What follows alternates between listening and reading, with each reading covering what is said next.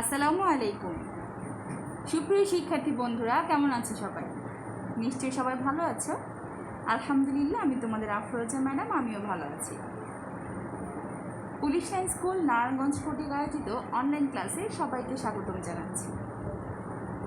শিক্ষার্থী বন্ধুরা, আজ আমি তোমাদের সাথে তোমাদের চতুর্থ শ্রেণীর গণিতের আরেকটি টপিক নিয়ে চলে এসেছি। তোমরা সবাই জানো, খুব শীঘ্রই তোমাদের মূল্যায়ন পরীক্ষা হতে যাচ্ছে। তোমাদের কিছু বিষয়ে প্রবলেম তোমরা আমাকে জানিয়েছো হোয়াটসঅ্যাপে। তারই পরিপ্রেক্ষিতে আজকে তোমাদের এই ক্লাসটি নেওয়া হচ্ছে। গণিতের বিভিন্ন সংজ্ঞা নিয়ে তোমরা আমাকে অনেক ধরনের কোশ্চেন করেছো, এবং সেই সংজ্ঞাগুলো থেকে কি কি সূত্র হতে পারে সেগুলো নিয়ে আমি আরও ক্লাস নিয়েছি। তোমাদের একটু মনে হয় প্রবলেম রয়ে গেছে, তাই আমি তোমাদের জন্য রিভিউ ক্লাসটি আবার দিচ্ছি। ঠিক আছে, গত পর্বে আমি তোমাদের গণিতের সংজ্ঞার গুণের যে সংজ্ঞাগুলো হয় সেই সংজ্ঞাগুলো আলোচনা করেছি এবং সেই সাথে সূত্রগুলোও দেখিয়েছি। তোমাদের সবার সুবিধার্থে আমি তোমাদেরকে আরেকবার জিনিসগুলো দেখাচ্ছি। আজকে ডিটেল দেখাবো না গুণেরটা, আজকে আমরা ভাগের যে সূত্রগুলো আছে সেই সূত্রগুলো ডিটেইলে দেখব। গুণের সূত্রগুলো শুধু একটু মনে রাখার জন্য আমরা পুনরায় দেখাচ্ছি। কেমন? চলো একটু দেখে নিই। আমরা গণিতে বিভিন্ন সংজ্ঞা পড়ছিলাম এবং সেই সাথে তোমাদেরকে দেখাবো আমরা অঙ্ক কত প্রকার কী কী, এবং অঙ্কের কয়টা প্রক্রিয়া আছে, যোগ বিয়োগ কাকে বলে, গুণ ভাগ কাকে বলে, সেই সংজ্ঞাগুলো কিন্তু পড়েছিলাম। ঠিক আছে, এরপর পড়েছিলাম আমরা গুণ কাকে বলে। তোমাদের সবার নিশ্চয়ই মনে আছে গুণ কাকে বলে। গুণ হলো যোগের একটি সংক্ষিপ্ত রূপ। গুণ কি? গুণ হচ্ছে যোগ করার জন্য যে সংক্ষেপে রূপটা আছে সেই রূপটাকে আমরা বলবো হচ্ছে গুণ। ঠিক আছে, উদাহরণসহ দেখিয়েছিলাম, নিশ্চয়ই মনে আছে যে প্রত্যেককে যদি একটি করে বল দেই সেক্ষেত্রে যোগ করার সময় আমাদের কিন্তু চিহ্ন এবং সংখ্যা বেশি লাগছিল, তাই না? এবং যোগ করার সময় এবং গুণ করার সময় সেটা কিন্তু কমে গিয়েছিল। আমি এটি বুঝিয়েছিলাম যে গুণ হচ্ছে যোগের একটি সংক্ষিপ্ত রূপ। পরপর কয়েকটি উদাহরণের সাহায্যে আমি তোমাদের এই জিনিসগুলো বুঝিয়ে দিয়েছিলাম। তোমাদের বোঝার সুবিধার্থে আমি উদাহরণগুলো দিয়ে থাকি। উদাহরণগুলো শুধুমাত্র যে উদাহরণ তা কিন্তু নয়, তোমরা এখান থেকে একটু মাথা খাটাবে যে কেন এখানে 3টি বল আছে এবং 3x3 এর কোন 3টা কি। অর্থাৎ আমি বলেছিলাম একটি হবে হলো সংখ্যা, অন্যটি হবে পরিমাণ। ঠিক আছে, সাধারণত প্রথম সংখ্যাটি হয় হচ্ছে সংখ্যা এবং পরবর্তী সংখ্যাটি হয় হচ্ছে পরিমাণ গুণের ক্ষেত্রে। ঠিক আছে, তো সংখ্যা গুণ পরিমাণ সমান সমান হচ্ছে গুণফল। ওকে, আচ্ছা, এবার দেখব আমরা তার পরবর্তী পেজ, গুণ্য, গুণক এবং গুণফল। গুণ্য, গুণক এবং গুণফল। শিক্ষার্থী বন্ধুরা, তোমাদের সবার নিশ্চয়ই মনে আছে আমি গুণ্য, গুণক এবং গুণফলের সংজ্ঞাগুলো দিয়েছিলাম, তাই না? এবং নিচে সেগুলো উদাহরণ দিয়েও বুঝিয়েছিলাম। গুণ্য কি? গুণ্য হচ্ছে গুণের ক্ষেত্রে যে সংখ্যাকে গুণ করা হয়, যে সংখ্যাটাকে গুণ করি সেই সংখ্যাটা হচ্ছে গুণ্য। ঠিক আছে, আর যা দিয়ে আমরা গুণ করি সেটা হচ্ছে গুণক। যাকে আমরা গুণ করি সে হচ্ছে গুণ্য, যা দিয়ে আমরা গুণ করি সেটা হচ্ছে গুণক। ঠিক আছে, আচ্ছা দেখো, একটা ব্যাপার একটু খেয়াল করতে বলেছিলাম। এখানে 5 × 7 আছে। যদি 7 × 5 থাকে উত্তর কিন্তু সেম আসবে, উত্তরের কোনো পরিবর্তন হবে না। সেক্ষেত্রে গুণ্য এবং গুণকের স্থান পরিবর্তন করলেও উত্তর যেহেতু একই থাকে, তাই আমরা প্রথম সংখ্যাটিকে গুণ্য ধরে নিব এবং পরের সংখ্যাটিকে গুণক ধরে নিব। ঠিক আছে, এবং গুণফল তো খুবই সহজ। গুণ্য এবং গুণকে গুণ করার পর যে উত্তরটি পাওয়া যাবে তাই হচ্ছে গুণফল। শিক্ষার্থীরা, পরবর্তীতে তোমাদেরকে আমি সূত্র দেখিয়েছিলাম এবং সূত্রগুলো কীভাবে বের করেছি সেটাও দেখিয়েছিলাম। গুণ্য গুণ গুণক সমান সমান গুণফল, গুণ্য সমান সমান গুণফল ভাগ গুণক, গুণক সমান সমান গুণফল ভাগ গুণ্য। কীভাবে বের করেছিলাম? উভয় পক্ষে আমরা ভাগ করে বের করেছিলাম। আচ্ছা, পূর্ববর্তী ক্লাসটি আরেকবার যদি দেখে নাও তাহলে তোমাদের বোঝার সুবিধার্থে আমি সেই ক্লাসটি আবার দিয়ে দিব, যদি তোমাদের সম্ভব হয় ক্লাসটি আবার দেখে নিবে। আজকে আমরা পড়বো হচ্ছে ভাগ নিয়ে। আজকে আমরা কী নিয়ে পড়বো? ভাগ নিয়ে। আচ্ছা, ভাগ জিনিসটা কি? ভাগ বলতে তো আমরা বুঝতেই পারছি যেটা ভাগ করা হয়, আলাদা করে হয়, তাই না? আচ্ছা, আলাদা তো দুইভাবে করা যায়। আলাদা কয়ভাবে করা যায়? দুইভাবে করা যায়। কীভাবে? একটা হচ্ছে বিয়োগের মাধ্যমে, আরেকটা হচ্ছে ভাগের মাধ্যমে। একটা করি আমরা বিয়োগের মাধ্যমে, আরেকটা করি হচ্ছে আমরা ভাগের মাধ্যমে। দুইভাবে করি। ভাগের সংজ্ঞা থেকে আমরা জানতে পারছি যে ভাগ হলো বিয়োগের সংক্ষিপ্ত রূপ। গুণকে যেমন আমরা বলেছি যোগের সংক্ষিপ্ত রূপ, তেমনইভাবে ভাগকে বলছি বিয়োগের সংক্ষিপ্ত রূপ। ভাগকে আমরা বলছি বিয়োগের সংক্ষিপ্ত রূপ। কেমন? আচ্ছা, তাহলে কেন আমরা বিয়োগের সংক্ষিপ্ত রূপ বলছি সেটা নিশ্চয়ই জানতে ইচ্ছে করছে। হ্যাঁ, এটাও একটু জেনে নাও। বারবার বিয়োগ করার পর যে উত্তরটা পাবো, একবার ভাগ করার ফলে কিন্তু আমরা সেই উত্তরটা পেয়ে যাব। ঠিক গুণের মতো, বারবার বিয়োগ করার পর যে উত্তরটি আমরা পাবো, একবার ভাগ করলেই কিন্তু আমরা সেই উত্তরটি পেয়ে যাব। এই কারণে বলা হয় ভাগ হচ্ছে বিয়োগের সংক্ষিপ্ত রূপ। ঠিক আছে, আমরা এখন জেনে নিব ভাগের কয়েকটি অংশ আছে, সেই অংশগুলো কাকে বলে। ঠিক আছে, ভাগের কয়েকটি অংশ আছে, সেই অংশগুলোর নাম আগে একটু জেনে নিই। ভাগের কয়েকটি অংশ দেখো, এখানে আমি তোমাদের সুবিধার্থে রেখেছি ভাজ্য, ভাজক, ভাগফল। আমার স্ক্রিনে আমার ছবিটির জন্য তোমরা পুরো সংখ্যাগুলো দেখতে পাচ্ছ না, তাই আমি আমার ছবিটা একটু স্কিপ করে দিচ্ছি। কেমন বন্ধুরা, তোমরা এখানে দেখতে পাচ্ছ ভাগের যে কয়েকটি অংশ আছে সেই অংশগুলোর এক এক করে আমি সংজ্ঞা দিয়েছি। প্রথমে আছে ভাজ্য, ভাজক, ভাগফল এবং ভাগশেষ। ভাজ্য, ভাজক, ভাগফল এবং ভাগশেষ। ভাজ্য হচ্ছে ডিভাইডেন্ট। ভাজ্য হচ্ছে ডিভাইডেন্ট। ডিভাইডেন্ট মানে হলো ভাজ্য। ভাজক হলো ডিভাইজার। ডিভাইজার ডিভাইজার মানে হচ্ছে ভাজক। ডিভাইজার মানে হচ্ছে ভাজক। আর ভাগফল হচ্ছে কোশেন্ট। ভাগশেষ হচ্ছে রিমাইন্ডার। ওকে, আচ্ছা, এখন আমরা এগুলোর সংজ্ঞাগুলো একটু জেনে নিব। ভাজ্য, ভাজক, ভাগফল এবং ভাগশেষ। দেখো, আমরা যখন কোনো একটি সংখ্যাকে অন্য একটি সংখ্যা দিয়ে ভাগ করি এবং তারপর যে ফলটা বের হয়, ঠিক আছে, সেই সবগুলোকেই কিন্তু আমরা এখানে সংজ্ঞায়িত করেছি। যেমন ধরো, আমি এখানে তোমাদের দেখো একটি জায়গায় লিখেছি ভাজক, তারপর চিহ্ন দিয়েছি এরকম, তারপর ভাজ্য, তারপর ভাগফল এবং সবশেষে লিখেছি ভাগশেষ। এই যে ভাগটা দেখতে পাচ্ছ, এটা ঠিক কয়েকভাবে চিহ্নিত করা যায়। এই যে দুটো চিহ্ন দেওয়া হয়েছে, এটাকেও ভাগের চিহ্ন হিসেবে ধরা হয়। এছাড়া সাধারণত আমরা এইভাবে ভাগটিকে চিহ্নিত করে থাকি, তাই না? আচ্ছা, যেমন ধরো আমি এই পাশে লিখলাম হচ্ছে 24, লেখাটা হিজিবিজি হয়ে যাচ্ছে, আমি আবার লিখছি। ঠিক আছে, ধরো আমি লিখলাম 24 ভাগ 4। ঠিক আছে, সমান সমান একটি উত্তর লিখলাম 6। এই ক্ষেত্রে 24টি কি, 4 কি, 6 কি, প্রত্যেকটিরই আলাদা আলাদা নাম আছে। এই যে মাঝখানে যে চিহ্নটি দিয়েছি সেভাবেও কিন্তু ভাগ বোঝানো হয়ে থাকে। ঠিক আছে, এছাড়া আরেকভাবে আমরা ভাগ বুঝিয়ে থাকি, সেটা হচ্ছে, যেমন ধরো আমি তোমাদেরকে দেখাচ্ছি। আচ্ছা, হ্যাঁ, দেখো, যদি আমরা এভাবে করি, ওপরে ধরে লিখলাম 24 এবং নিচে লিখলাম 4, এই যে মাঝখানে যে দাগটি দিয়েছি সেই দাগের মাধ্যমেও কিন্তু ভাগ বোঝাবে। কেমন? তাহলে আমরা কিভাবে ভাগের চিহ্নগুলো বুঝতে পারবো, মানে 3টা ভাবে আমরা ভাগের চিহ্নগুলো বুঝতে পারবো, এটা আমি তোমাদের একটু বুঝিয়ে দিলাম। ঠিক আছে, এগুলো কিন্তু আগেও আমি তোমাদের বুঝিয়েছি, তোমাদের একটু মনে করিয়ে দিলাম। কেমন? আচ্ছা, তাহলে চলো এখন আমরা একটু সংজ্ঞাগুলোর মাধ্যমে জেনে নিই কোনটা ভাজ্য, কোনটা ভাজক, কোনটা ভাগফল এবং কোনটা ভাগশেষ। দেখো, এখানে আছে যে সংখ্যাকে ভাগ করা হয়, যে সংখ্যাকে আমরা ভাগ করি সাধারণত তাকে আমরা বলি ভাজ্য। ঠিক গুণের মতো, যে সংখ্যাকে গুণ করেছিলাম তাকে বলেছিলাম গুণ্য, আর যে সংখ্যাকে ভাগ করা হয় তাকে বলা হয় হচ্ছে ভাজ্য। তাহলে গুণ্য এবং ভাজ্যের মধ্যে কিন্তু একটি সুন্দর মিল আছে। আমরা যে সংখ্যাটিকে গুণ করি তাকে যেমন গুণ্য বলি, যে সংখ্যাটিকে ভাগ করি তাকে ভাজ্য বলি। দেখো, এখানে ভাজ্যটা কোথায় বসে? ঠিক মাঝখানে। তার মানে মাঝখানে যে সংখ্যাটি বসে আমরা তাকেই ভাগ করি। ঠিক আছে, আচ্ছা, তেমনইভাবে আমরা যে লিখেছিলাম 24 ভাগ 4 সমান সমান 6, এখানে কাকে ভাগ করেছিলাম?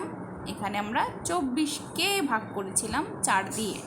ঠিক আছে, আচ্ছা, আরেকভাবে করেছিলাম, তোমাদের মনে আছে, ওপরে 24, নিচে 4। এখানেও কিন্তু আমরা 24কে 4 দিয়ে ভাগ করেছিলাম। ঠিক আছে, তাহলে 24 হচ্ছে ভাজ্য হবে। ওকে, তারপরে ধরো আমরা এখানে একটু যে ভাগের চিহ্নটা দেওয়া আছে সেখানেও একটু লিখে নিই। এখানে ধরো আছে 24, ঠিক আছে, ছোট বড় হয়ে গেছে, একটু সুন্দর করে লিখে দিই। 24, এখানে আছে মনে করো 4। ঠিক আছে, আচ্ছা, এখানে যেহেতু ভাগশেষ আমাকে বের করতে হবে, আমি সেটা আলাদাভাবে তোমাদের বুঝিয়ে দিব। আর এখানে আছে 6। আচ্ছা, এখন দেখো আমরা ভাজ্য কাকে বলে অর্থাৎ ডিভাইডেন্ড কাকে বলে জেনে নিলাম। এখন আমরা ভাজক কাকে বলে সেটা জানতে পারবো। যে সংখ্যা দ্বারা ভাগ করা হয় অর্থাৎ যা দিয়ে ভাগ করা হয় তাকে বলবো ভাজক। তার মানে এখানে আমি কত দিয়ে ভাগ করছি? 4 দিয়ে ভাগ করছি, তার মানে 4 হচ্ছে ভাজক। তোমাদের মনে আছে গুণক কাকে বলে? যা দিয়ে গুণ করা হয় সেটা ছিল গুণক, আর যা দিয়ে ভাগ করা হয় সেটা হচ্ছে ভাজক। মিল আছে, তাই না? ভাগফল কি? এই যে আমরা ভাগ করলাম, ভাজককে ভাজ্যকে ভাজক দিয়ে যে ভাগ করলাম, ভাগ করার পর যে উত্তরটি আমরা পেলাম, যে ফলাফলটি আমরা পেলাম, যে ফলটা পেলাম সেটাই হচ্ছে ভাগফল। অর্থাৎ ভাগ করার পর যে ফল পাই তাই হচ্ছে ভাগফল। ভাগ করার পর যে ফলটা আমরা পাই তাকে আমরা বলি ভাগফল। ঠিক আছে বন্ধুরা? ভাগশেষ, সর্বশেষে আছে ভাগশেষ। ভাগফল নির্ণয়ের পর, ভাগফল নির্ণয় করার পর, এই যে আমরা ভাগফল নির্ণয় করলাম, কত আসলো? 6 আসলো। এটা নির্ণয় করার পর যে সংখ্যা অবশিষ্ট থাকে তাকে বলি ভাগশেষ। দেখো, আমরা যখন ভাজ্যকে ভাজক দিয়ে ভাগ করলাম, অর্থাৎ 24কে 4 দিয়ে ভাগ করার পর 4, 6, নিচেও কিন্তু আমাদের 24 লিখতে হবে, তাই না? 24 হলো। তাহলে এরপর কি করতে হয়? তারপর এই 24 থেকে এই নিচে যে সংখ্যা থাকে সেই 24কে বিয়োগ করতে হবে। বিয়োগ করলে কত হবে? বিয়োগ করলে এখানে হচ্ছে 0, তাই না? কারণ এখানে আর কোনো কিছু অবশিষ্ট থাকে না। তার মানে এটার ভাগশেষ কত? ভাগশেষ হচ্ছে এখানে 0। কিন্তু এমনও কোনো অঙ্ক আছে যেখানে ভাগ করার পর 0 থেকে বেশি সংখ্যা অবশিষ্ট থেকে যায়, তখন আমরা সেই সংখ্যাকে বলবো ভাগশেষ। 0 থেকে বড় হবে যে সংখ্যাগুলো, 0 থেকে অবশ্যই সেই সংখ্যাগুলো বড় হবে। ঠিক আছে, তখন ভাগশেষ আমরা 0 থেকে বড় পাবো। তার মানে ভাগশেষ 0ও হতে পারে এবং ভাগশেষ 0 থেকে বড়ও হতে পারে।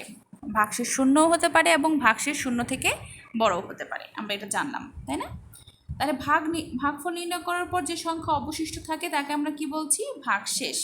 ভাগফল নির্ণয় করার পর যে সংখ্যাটা অবশিষ্ট থাকে তাকে আমরা বলবো ভাগশেষ। ভাগফল নির্ণয়ের পর যে সংখ্যা অবশিষ্ট থাকে তাকে আমরা বলছি ভাগশেষ। তাহলে আমরা সূত্রগুলো আগে একটু শিখে নিলাম। এখন আমরা সূত্রগুলো না, আমরা সংজ্ঞাগুলো শিখেছি এবং এই সংজ্ঞা থেকে যে সূত্রগুলো হবে সেগুলো এখন একটু দেখে নিব। বন্ধুরা, চলো এখন আমরা একটু দেখে নিই। এই যে সংজ্ঞাগুলো পড়লাম এগুলো দিয়ে কিন্তু আমরা সূত্র আছে, সেই সূত্রগুলো। আচ্ছা, তার আগে এখানে দেখো, আমি তোমাদেরকে কয়েকটি জিনিস দেখাচ্ছি। কিছুক্ষণ আগে যে কথাগুলো আমি বললাম, যেমন ধরো ভাজ্য, ভাজক, ভাগফল এবং ভাগশেষ, একটি অঙ্কের মাধ্যমে আমি তোমাদের দুটি জিনিস দেখাবো। একটি হচ্ছে, দেখো 24 ভাগ 4 = 6। এই অঙ্কটিকে যখন আমি এইভাবে করলাম তখন দেখো 24কে আমি 4 দিয়ে ভাগ করলাম, ভাগফল হলো 6 আর ভাগশেষ হলো 0। যদি আমি 25কে 4 দিয়ে ভাগ করি তখন কি হবে? তখন কি হয় দেখো তো, আমি 4 দিয়ে যখন ভাগ করছি 4-এর নামতা পড়ব, যা দিয়ে ভাগ করব সেই নামতাটা পড়লেই ভালো হয়। সেই নামতাটা পড়ছি, তাহলে 4, 6, 24 হলো। তাহলে 25 থেকে 24 বিয়োগ করলে কত হয়? বিয়োগ করার পর দেখো 1 থেকে যায়। তার মানে এই অঙ্কে অবশিষ্ট 0, কিন্তু এই অঙ্কে অবশিষ্ট কত? 1। এখানে অবশিষ্ট হচ্ছে 0 আর এখানে অবশিষ্ট হচ্ছে 1। ঠিক আছে, তার মানে আমরা বুঝতে পারলাম ভাগশেষ 0 হতে পারে, 0 থেকে বড় যে কোনো সংখ্যাই হতে পারে। ঠিক আছে, আচ্ছা, এখন আমরা দেখে নিব এই যে দুটো জিনিস দেখলাম, যে ভাগশেষ 0ও হতে পারে আবার ভাগশেষ শূন্য থেকে বড়ও হতে পারে। এ থেকে কিন্তু আরও দুটি সংজ্ঞা চলে আসে। এই দুটো সংজ্ঞা দেওয়ার একটি উদ্দেশ্য আছে। উদ্দেশ্য হচ্ছে এই দুটো সংজ্ঞার উপর ভিত্তি করেই আমি পরবর্তী সূত্রগুলো তোমাদের দেখাবো, যে সূত্রগুলোর কথা আমি কিছুক্ষণ আগে বলেছি। দেখো বন্ধুরা, কিছুক্ষণ আগে আমরা দেখেছি যে ভাগশেষ একটিতে শূন্য হয়েছে আর একটিতে শূন্য থেকে বড় হয়েছে।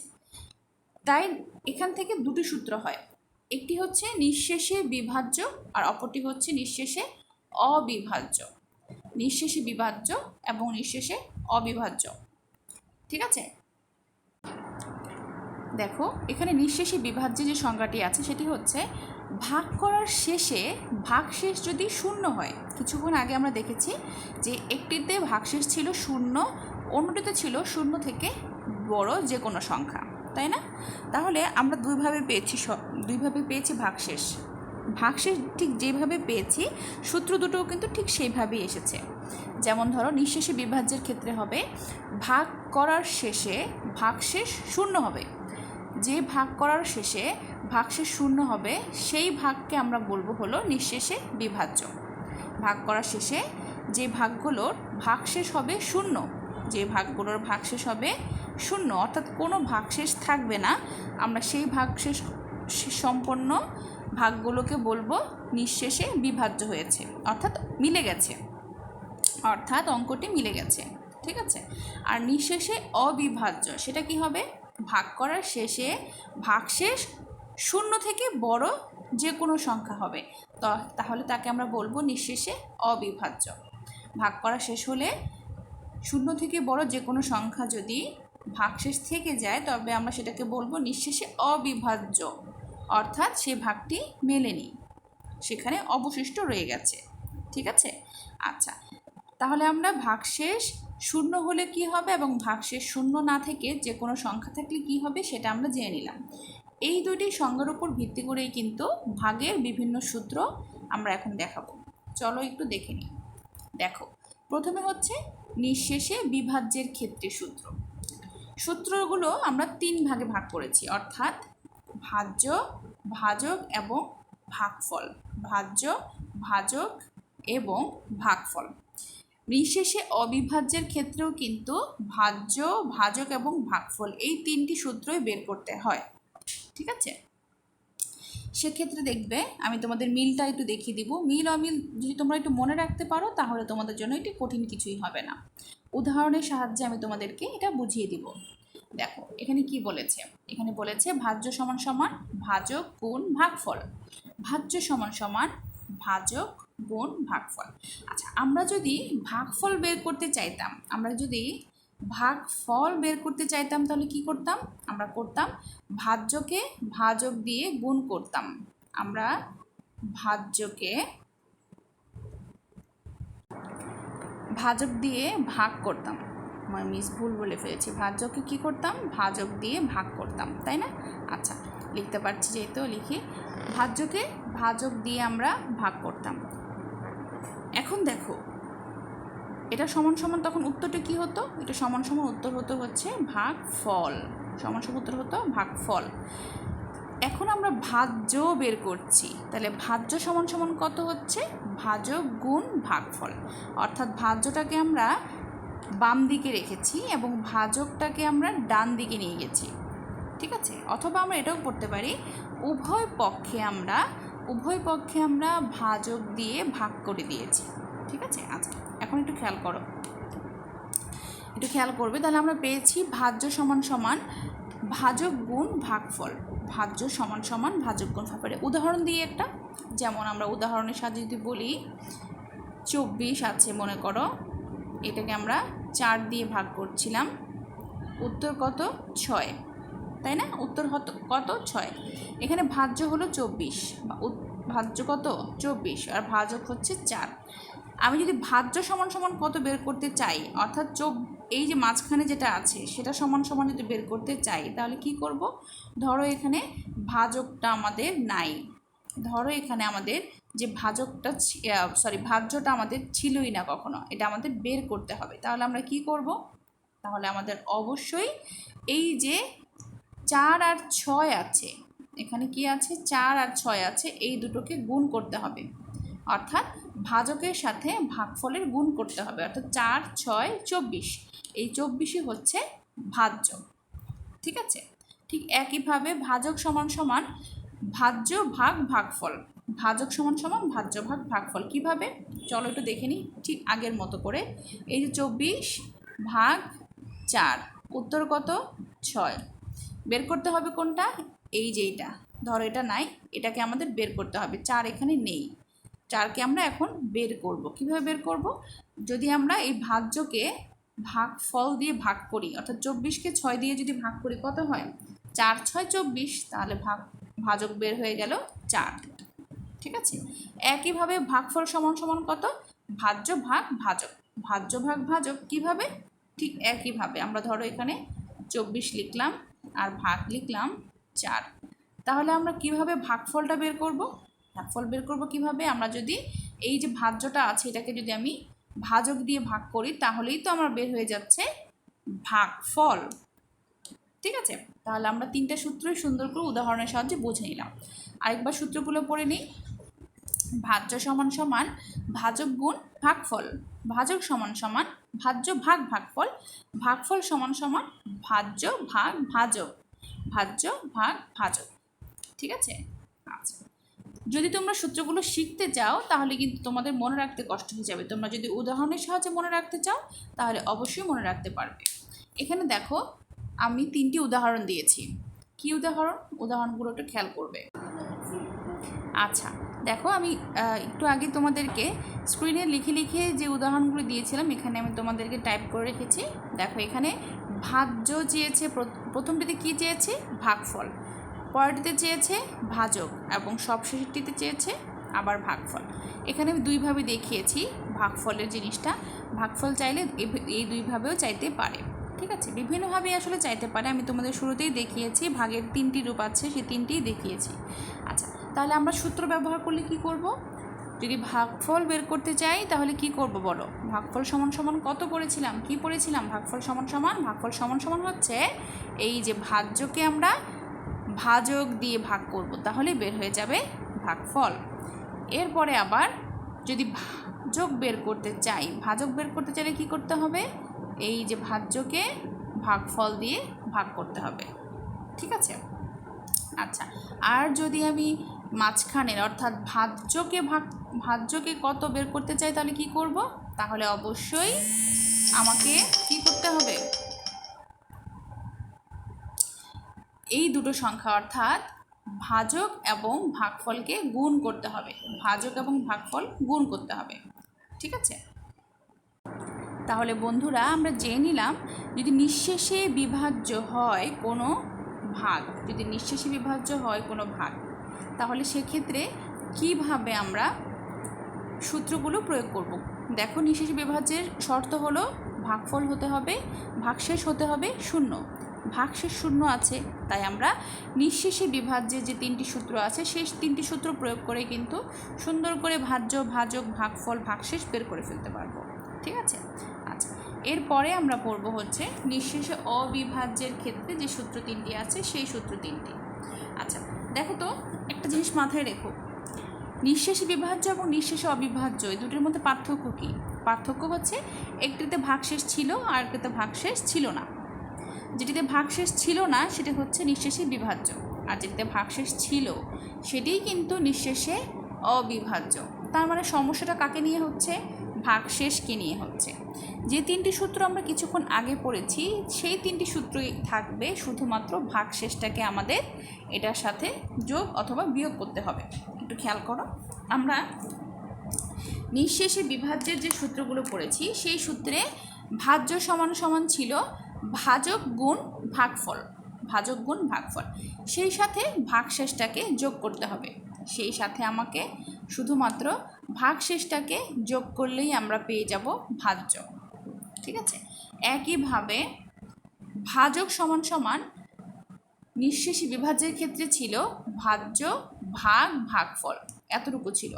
তাহলে এখানে শুধু আমরা বিয়োগ করে দিব ভাগশেষ, ভাজ্য থেকে আমরা ভাগশেষটাকে বিয়োগ করার পর তারপর আমরা ভাগফল দিয়ে ভাগ করব এবং সবশেষে আছে ভাগফল সমান সমান একইভাবে ভাজ্য থেকেই ভাগশেষটাকে বিয়োগ করব এবং ভাগ করব হচ্ছে ভাজক দিয়ে।